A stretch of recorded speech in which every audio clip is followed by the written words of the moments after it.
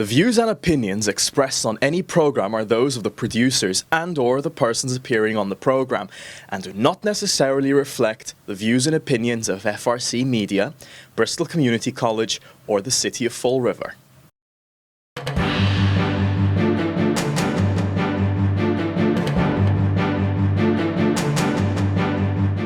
Thank you for joining us here in FRC Media. I'm Keith Tebow. We're getting closer to the September 19th preliminary election, and we're speaking to as many candidates as possible who will be on the ballot that day. Just for your information, the races for mayor and city council will be on the ballot on September 19th. Joining me today is one of the 19 candidates that hope to be elected to the Fall River City Council. He's Alexander Silva. You may remember him. He ran 2 years ago in the 2021 election. Alexander, thank you for joining me. Hi, Keith. Thanks for having me. So let me ask you, 2 years ago, I believe you finished 15th in the election. What did you learn that time that you're taking into this year's campaign? Yeah, the thing I heard most while on the campaign trail was, in Fall River especially, it's all about getting your name out there and being consistent and persistent. And so that's why I'm back here for a second time around. I'm hoping to grow on the support I found last election and hopefully get a seat on the council. So for people who don't know who you are, tell us a little bit about yourself and what you do, and maybe focus on maybe the one big issue you're looking forward to attack as a city councilor. Yep. So I'm from Fall River, born and bred. I went to school at Durfee, went to college at UMass Dartmouth, have an English writing degree. After college, I couldn't find a writing job in Fall River, so I had to move away from the city for a couple years. But eventually, I found a job in the area that allowed me to make my way back down here to the South Coast, and I happily moved back to Fall River. Started kind of getting involved, volunteering with the Preservation Society of Fall River. I'm on the board of directors of that nonprofit, and I'm also on the city's Community Preservation Committee. When I had to leave Fall River for a job, one of those jobs was actually becoming a reporter. I was a small town news reporter. And that experience really kind of opened my eyes to the inner workings of, small local government, but the same principles can kind of scale up to cities. And that kind of segues into what I guess would be probably my main issue if elected to the council, or my main goal is to get more information available into the public domain and more opportunities for community input. I think Fall River can do a much better job of soliciting input from its citizens to come up with solutions for the future that are better for everyone and better for the city long term. I guess expound upon that. I mean, what has been lacking in that area, and what can you, as one of 9 city councilors, help change that? Yep. So just take the city council for example. If you want to know what happens at the city council meeting, you pretty much have to sit through the meeting or watch it to figure it out. The city could easily be posting actions taken so citizens can quickly look up, what's going on in their city. Even towns I've covered, they would go as far as post the meeting packets that the selectmen have. So the packets that the city council have could be available to the public, so the public can be informed in everything that they're talking about, and it's not a question of what they're talking about or catching up with the information. It's all kind of available readily to the public. You could extend that to board appointments and committee appointments, have that more of a public interview process so the people can actually see who's representing them and have a chance to hear them speak about the city. Just getting a lot more public opportunities for major projects. You could be soliciting events at the waterfront, you could be soliciting events downtown, charrettes, to get design input for these, areas that you're trying to develop into something new. And rather than telling the city and the people, what's going to happen, you can kind of ask them, and you come up with a solution that makes everybody more happy. Obviously, the city's going to be launching a new website. Hopefully that could be something that could be integrated into that, right? Yes, I'm really, really hopeful for the new website. There's a lot of room for improvement on the current one. I know it's done primarily in-house, so I'm excited to see what it'll look like. Let me ask you a couple of local issues. Public safety is always an issue in the city of Fall River, any community for that matter. How can, again, being one city council, how can you help support improving safe streets, safe homes here in Fall River?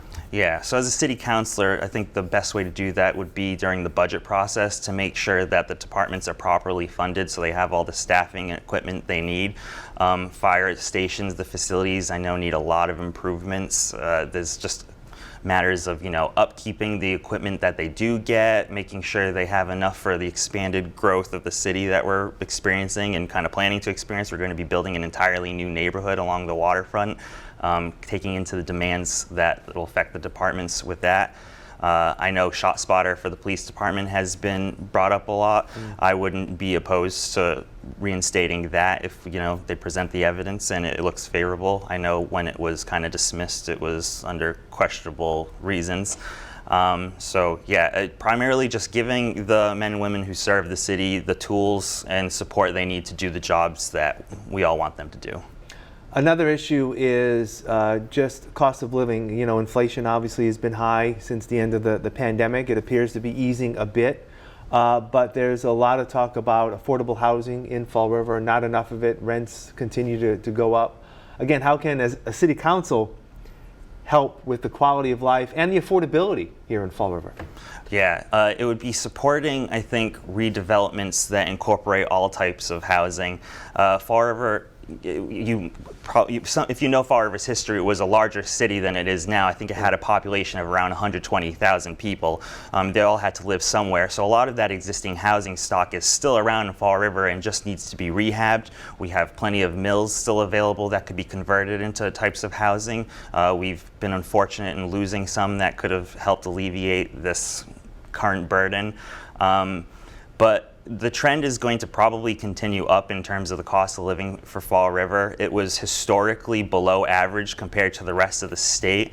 And as a resident, you kind of have to weigh, do you want to be valued at below average or do you want to be valued at what you're worth? And so Fall River is finally starting to be recognized for the value that it has geographically and all that it has to offer for people moving here.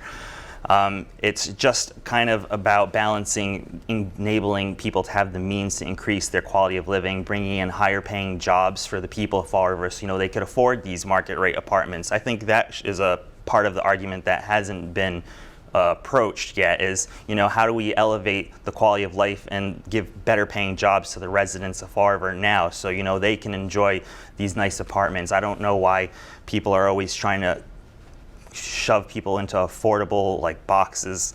It's just a term that's very loosely defined and it has a lot of stigmas attached to it. As a member of the Preservation Society, we've been redeveloping housing and having affordable options to it, and we're producing very high quality, historically aesthetic housing that is affordable, and there's no reason the city can't lead the way with that. It already is right now. Part of it is helping this Preservation Society as a community housing development organization. And there's a couple others in the city, and the CDA, Community Development Agency with Mike Dion, has been supporting that for years. There's grant funding that comes to the city every year, and it's about allocating that in the ways that make the best impact, I think. Let me ask you, as a city councilor, one of the jobs is sort of a checks and balance with what's happening in the administration, regardless of who the mayor is. How do you view that role in terms of making sure that you're representing the people of Fall River and making sure that what's happening on the 6th floor is suitable for the residents of the city? Yeah, the biggest change that will happen into the city is when there's a consensus across all boards of government. So no matter who's elected mayor and whoever is on the city council, I would hope to work with them to come forward with the best solutions for the city in general, I think. And, it's about finding common ground, compromise, having that conversation, soliciting input from the city to really determine what are the best solutions for the future of Fall River. Sometimes that can be difficult, right? With nine individuals, Yep. with 9 egos, 9 agendas sometimes, right? Yep. But hopefully at the end of the day, you hope that everyone's sitting there because they want to make Fall River a better place. And as long as we're moving the bar in that direction, I think we're improving the city. Other economic development opportunities, you mentioned the waterfront. The city council will be probably key in, approving things that will happen on that waterfront. If elected, are you excited about the possibilities that can happen down there? Absolutely. It's a once-in-a-lifetime opportunity.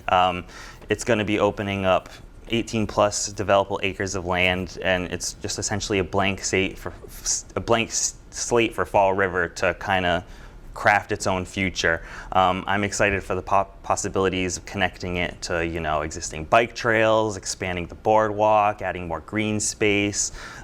Areas of concern that I think the City Council could address is crafting zoning to make sure the area is built in a way that's appropriate for the area.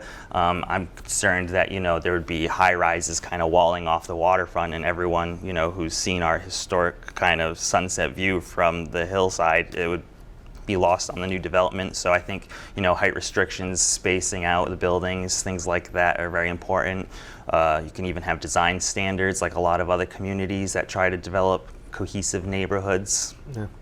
Final question, as you go out and about speaking to voters, what are you telling them? What do you want them to know about you? In the short time, these interactions are relatively short, at events and the like. How do you pitch Alex Silva to them? Yeah, I'm just someone who is trying to find ways to improve the city. I like to do my research. I like to weigh the historic value and the natural assets of this city. I think the future of the city will be improved by just getting a consensus and a solicitation of people's ideas. I like to, check facts, which isn't done, I think, nearly as much on the City Council. A lot of things are taken at word. You hear departments that should know something, but they're kind of kept out of the loop, and then it's just cross-referencing information, getting everyone on the same page, I think will be very beneficial for the city. All right, Alexander Silva, candidate for City Council. Thank you for joining me, and all the best. We'll talk again hopefully before November. Thank you. All right. Have a good. And thank you for joining us here in FRC Media. I'm Keith Tebow. Please make a point to vote on Tuesday, September 19th.